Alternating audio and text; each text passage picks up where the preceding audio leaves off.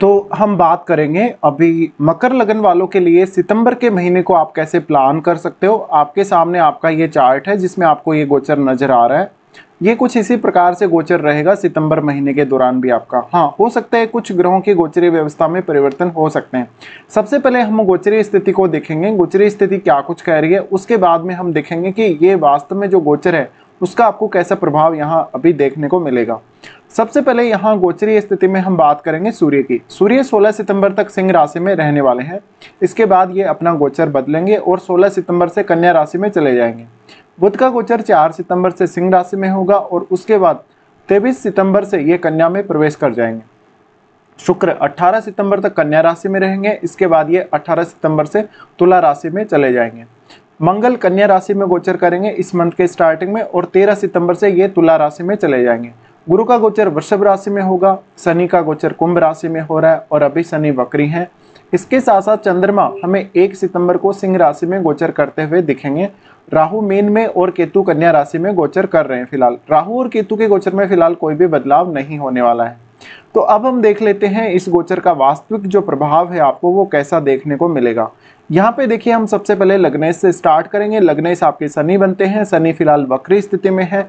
वक्री शनि अब आपको ज्यादा से ज्यादा फायदा देंगे। हालांकि अब ये आगे चलकर मीन राशि में जल्दी ही प्रवेश कर जाएंगे। उतना ज्यादा टाइम भी नहीं बचा इनका आगे वाले गोचर के लिए, पर फिर भी शनि अभी यहाँ अपने ही घर में रहने वाले हैं। और अभी तो शनि यहाँ पे वक्री हैं, ये मार्गी भी होंगे और उसके बाद ये अपनी सामान्य स्पीड से आगे बढ़ेंगे। तो शनि जब तक वक्री हैं तब तक समझ लीजिए आप अपने धन और संपत्ति से रिलेटेड जो भी काम अटके हुए पड़े उनको निपटाइएगा। इसके साथ साथ आपका कोई भी ऐसा सौदा, जमीन जायदाद का सौदा आप कर रहे थे, कोई और आप डील कर रहे थे ऐसे घर परिवार को लेकर, उसमें आपका ज्यादा से ज्यादा अभी ध्यान होना चाहिए। यहाँ स्थित शनि वक्री है तो निश्चित रूप से आपके बहुत सारे काम बनने वाले हैं। आपका घर में कोई कंस्ट्रक्शन रिलेटेड काम है या अपनी फैमिली में कोई और ऐसा काम है जो धन या संपत्ति से संबंधित है, तो उस पर भी आपको ध्यान देना चाहिए। इसके अलावा आपकी स्टडीज में भी कहीं ना कहीं आपको शनि मदद करेंगे। देखिए, शनि का दृष्टि क्योंकि 4th हाउस पर है, तो जो भी अभी छोटी आयु में जो स्टूडेंट्स हैं उनको यहाँ शनि मदद करने वाले हैं। स्पेशली जो अभी छोटी क्लासों में जो पढ़ रहे हैं, स्कूल एजुकेशन जो अभी ग्रहण कर रहे हैं, उनके लिए ऐसा शनि काफी ज्यादा फेवरेबल रहेगा आपको। हालांकि आपके परिवार से थोड़ा सा यहाँ पे बाउंडेशंस देखने को मिल सकते हैं कभी कभी। शनि का 4th हाउस पर एस्पेक्ट है तो थोड़ा सा आपको मानसिक रूप से परेशान करेगा कभी कभी, या मानसिक रूप से आपको उतना ज्यादा सेटिस्फेक्शन नहीं मिलने वाला है। पर अब शनि का जो दृष्टि है वो आपके 8वें भाव पे है। 8वें भाव पे दृष्टि होने से एक तो आपको अच्छे इनकम सोर्सेज खोजने में मदद मिलेगी जिनसे आप आने वाले टाइम में फ्यूचर में हमेशा अच्छी इनकम प्राप्त कर सकेंगे। शनि का यहाँ दृष्टि है तो आप अगर रिसर्च रिलेटेड काम कर रहे हैं, अकल्ट रिलेटेड काम कर रहे हैं, और भी कोई अगर अदर आप क्रिएटिव काम कर रहे हैं, तो यहाँ शनि आपको मदद करने वाले हैं। अब शनि क्योंकि आपके लग्नेश बनते हैं, लग्नेश बनते हैं तो अब दूसरे भाव में अगर शनि होंगे तो आपकी फैमिली, आपका जो इन लॉज का जो फैमिली है वो, और आपके अन्य लोगों के साथ रिलेशंस आपके लिए काफी ज्यादा महत्वपूर्ण हो जाते हैं। उसके अलावा अगर देखें तो आपके पैतृक संपत्ति में अगर आपका कोई मामला चल रहा है, कोई लड़ाई झगड़ा हुआ है, कोई विवाद हुआ है, या अपने इनलॉज के साथ भी अगर ऐसा कुछ हुआ है, तो वहां पर शनि अब अच्छा प्रभाव देने वाले हैं। इसके अलावा शनि आपके 11वें भाव को एस्पेक्ट कर रहे हैं। 11वें भाव को एस्पेक्ट करेंगे तो आपका जो पैसा रुक रहा है, जो आपको प्रॉफिट होना चाहिए किसी भी बिजनेस में, वो अगर आपका रुक रहा है तो वहां पर शनि अच्छी स्थिति देंगे, नॉर्मल स्थिति देंगे, जिससे आपके काम तेजी से बनने लगेंगे। तो मोस्टली शनि के जो आपको अब रिजल्ट रहेंगे वो अच्छे ही देखने को मिलेंगे। हाँ, आप अपने चार्ट में ये अवश्य देख लेना कि शनि कैसी स्थिति में है और आपके दूसरे भाव में कोई अन्य ग्रह स्थित है या नहीं है। अब यहाँ पे देखिए, शनि वक्री हैं तो निश्चित रूप से क्योंकि लगन के स्वामी होने की वजह से आपको इस पर्टिकुलर हाउस के प्रति शनि बहुत ज्यादा सीरियस बनाने वाले हैं। तो इस मंथ में आप कोशिश करिएगा कि आपकी जो भी जिम्मेदारियां जो फैमिली से संबंधित हैं, आपकी धन संपत्ति से संबंधित हैं, उनको आप कितना जल्दी पूरा कर लेते हैं अपने खुद के प्रयासों के माध्यम से, उतना ही ज्यादा आपको सफल होने के चांसेस बनेंगे आने वाले टाइम में। उसके बाद हम आगे बढ़ जाते हैं, गुरु के बारे में बात कर लेते हैं। गुरु आपके 12वें घर और तीसरे घर के स्वामी बनते हैं। दोनों ही घरों के स्वामी होकर अभी वो आपके पंचम भाव में गोचर कर रहे हैं। पंचम भाव में गोचर कर रहे हैं तो ये संतान के लिए बहुत अच्छी स्थिति है। शेयर मार्केट वगैरह में अगर आपने इन्वेस्टमेंट करा है या करना चाहते हैं तो बहुत अच्छी स्थिति है। इसके साथ साथ इस समय आपको संतान की प्राप्ति हो सकती है। संतान के लिए आपको प्लान करना चाहिए। आपकी लव लाइफ के लिए भी स्थिति बहुत अच्छी है। इसके अलावा अगर आपको फॉरेन से कोई पैसा आता है, फॉरेन से कोई इनकम आती है, या आप फॉरेन टूर करना चाहते हैं तो अभी आप प्लानिंग कर सकते हैं। इसके अलावा आपके एजुकेशन और आपकी संतान पक्ष के लिए गुरु बहुत अच्छे रहेंगे यहाँ पर। हालांकि थोड़ा सा संतान को लेकर चिंता अवश्य ही देंगे और आपको अपनी संतान के लिए कुछ खर्चे भी करने पड़ सकते हैं इस मंथ में। गुरु का यहाँ गोचर होने की वजह से अक्सर आपको गुरु सही डिसीजन लेने में मदद करेंगे, स्पेशली आपके धन संपत्ति के मामलों में और आपकी एजुकेशन के मामलों में। ऐसे में अगर आपने किसी भी प्रकार के व्यवधान की वजह से अपना स्टडी रोक दिया है, स्टडी नहीं कर पा रहे हो, कुछ सीख नहीं पा रहे हो नया, तो अब आप वो काम स्टार्ट कर सकते हो। इसके अलावा कुछ हद तक आपको आध्यात्मिक प्रोग्रेस में भी गुरु योगदान देने वाले हैं। गुरु आपके तीसरे भाव के स्वामी होने की वजह से आप अपने खुद की एजुकेशन, आप अपने खुद के माइंड के स्किल के लिए, अपनी धन संपत्ति के लिए ज़्यादा से ज़्यादा एफर्ट्स लगा सकते हो और उसमें भी आपके एफर्ट्स में भी आपका ज्ञान, आपकी बुद्धि या आपका विवेक बहुत ज़्यादा काम करेगा यहाँ पे। तो अब यहाँ पे अगर हम गुरु की दृष्टियों की बात करेंगे तो गुरु सबसे पहले आपके 9th हाउस को एस्पेक्ट कर रहे हैं। 9th हाउस को एस्पेक्ट करने की वजह से आप अपनी एजुकेशन की वजह से, संतान पक्ष की वजह से या कोई किसी भी अदर पर्पज की वजह से दूर की यात्रा करना चाहते हैं या कहीं दूर जाना चाहते हैं, तो ऐसे में गुरु आपको सपोर्ट करेंगे। कुछ हद तक आध्यात्मिक या धार्मिक कार्यों में भी गुरु आपको यहाँ सपोर्ट करने वाले हैं। गुरु का दृष्टि उसके बाद आपके 11वें भाव पे रहेगा। 11वें भाव पे इनका दृष्टि आपके लिए धन संपत्ति के मामलों में बहुत अच्छा रहेगा। आप जो भी इन्वेस्टमेंट से रिलेटेड डिसीजन लेंगे उनमें आपको यहाँ पे गुरु बहुत अच्छी स्थिति देंगे, आपको बहुत अच्छी समझ देंगे, जिससे आप ज़्यादा से ज़्यादा अपने धन को बढ़ा सकेंगे और अर्निंग्स कर सकेंगे। गुरु का दृष्टि आपके 11वें भाव पर होने की वजह से निश्चित रूप से आपको आपके नेटवर्क के विस्तार में मदद मिलेगी। इसके साथ साथ बहुत सारी ऐसी अपॉर्चुनिटीज आपको लाइफ में मिलेंगी जहां पर आप धन या पैसा अर्जित कर सकते हैं और ज़्यादा से ज़्यादा लाभ भी कमा सकते हैं। इसके अलावा गुरु की इस स्थिति की वजह से अक्सर आप अगर कोई बिजनेस कर रहे हैं तो बिजनेस के मामले में आपको सही डिसीजन लेने, आपको सही प्रकार से बिजनेस को मैनेज करने में मदद मिल सकेगी। गुरु का दृष्टि उसके बाद आपके लगन पे ही है। अब लगन में इनका नीच का घर है वैसे तो अगर देखा जाए तो, लेकिन अगर हम देखेंगे गुरु क्योंकि वृषभ राशि में और बहुत ही अच्छी स्थिति में गुरु का गोचर है फिलहाल, और गुरु का दृष्टि अगर आपके लगन पे है तो ऐसा जो गुरु है वो आपको धन संपत्ति के मामले में तो अच्छी स्थिति देता ही है, लेकिन आपको लाइफ में बहुत कुछ नया सीखने, समझने और बहुत कुछ नया आभास देने की यहाँ गुरु कोशिश करेंगे आप लोगों को। तो निश्चित रूप से अभी आपको गुरु का जो एस्पेक्ट है उसका फायदा उठाना चाहिए। आपको किसी भी प्रकार की लंबी यात्रा करनी है, कोई ट्रेवल करना है या कोई भी प्रकार का आपको काम करना है, उसके लिए आप सही प्रॉपर तरीके से डिसीजन ले सकेंगे। तो यहाँ पर आपकी जो डिसीजन मेकिंग है वो बिल्कुल टाइम पे होने वाली है, समय पे होने वाली है और परफेक्ट होने वाली है। तो यहाँ जो गुरु का दृष्टि है आपके लगन पे कहीं ना कहीं आपके मान सम्मान, आपकी प्रतिष्ठा को बढ़ाने वाला है, आपकी क्रिएटिविटी को बढ़ाने वाला है या आपकी स्किल्स को बढ़ाने वाला है। इसके साथ साथ आपको सही समय पे सही निर्णय लेने में गुरु का बहुत ज़्यादा अहम योगदान रहने वाला है। तो अब बात कर लेते हैं मंगल के गोचर के बारे में। मंगल जो कि आपके 4th लॉर्ड और आपके 11th लॉर्ड है, मंगल की स्थिति आपके इस मंथ में रहेगी आपके 6th हाउस में। 6th हाउस में जहां मंगल बुध की राशि में रहेंगे, यहाँ पर अगर आपका अपने घर परिवार को लेके, प्रॉपर्टी को लेके कोई भी किसी भी प्रकार का विवाद है, कोई ऐसी दिक्कत आपको चल रही है, तो उसमें कहीं ना कहीं मंगल आपकी हेल्प करने वाले हैं। इसके साथ साथ आपके बॉस के साथ या आपके कलीग्स के साथ आपको काफ़ी ज़्यादा प्रॉब्लम यहाँ देखने को मिलेगी। तो कहीं ना कहीं अपने बॉस या अपने कलीग्स के साथ आपको अच्छे रिश्ते रखने चाहिए। और मंगल यहाँ पर आपके 11वें घर के भी स्वामी बनते, तो 11वें घर के स्वामी होने की वजह से अगर आपके ऊपर कोई लीगल एक्शन हुआ है, कोई ऐसी कार्रवाई हुई है, किसी भी प्रकार के ऐसे विवाद में अगर आप फंसे हुए हैं, तो वहाँ पर आपको एक अच्छा रिलीफ मिल सकता है इस समय में। अब यहाँ पे अगर हम देखेंगे तो मंगल की जो दृष्टि है सबसे पहले वो आपके 9th हाउस को देखेंगे। 9th हाउस को देखेंगे तो निश्चित रूप से यहाँ पर आपको आपका वर्क प्लेस में वो कोई बड़ा चेंज दे सकते हैं, इधर उधर का कोई ट्रेवल दे सकते हैं, इवन आपको लंबी दूरी की यात्रा दे सकते हैं। मंगल का दृष्टि 9th हाउस पर है तो पिता के साथ थोड़ी सी अनबन होने के चांसेस रहेंगे कभी कभी इस समय में। इसके साथ साथ मंगल आपके 12वें भाव को एस्पेक्ट कर रहे हैं। 12वें भाव को एस्पेक्ट कर रहे हैं तो ऐसा मंगल आपको विदेश यात्रा के लिए सपोर्ट करेगा या किसी भी प्रकार का ऐसा काम जो कि आप कहीं किसी को रिलीफ पहुंचा रहे हैं, किसी को आप सहायता पहुंचा रहे हैं किसी प्रकार की, उसमें आपको यहाँ मंगल सपोर्ट करते हुए नजर आएंगे। उसके बाद मंगल का सबसे इंपॉर्टेंट एस्पेक्ट जो कि आपके लगन पर रहेगा, लगन पर इनका एस्पेक्ट है तो यहाँ देखिए आपको मंगल ज़्यादा से ज़्यादा एनर्जी देंगे और आपको किसी भी काम को सही तरीके से करने की क्षमता देंगे।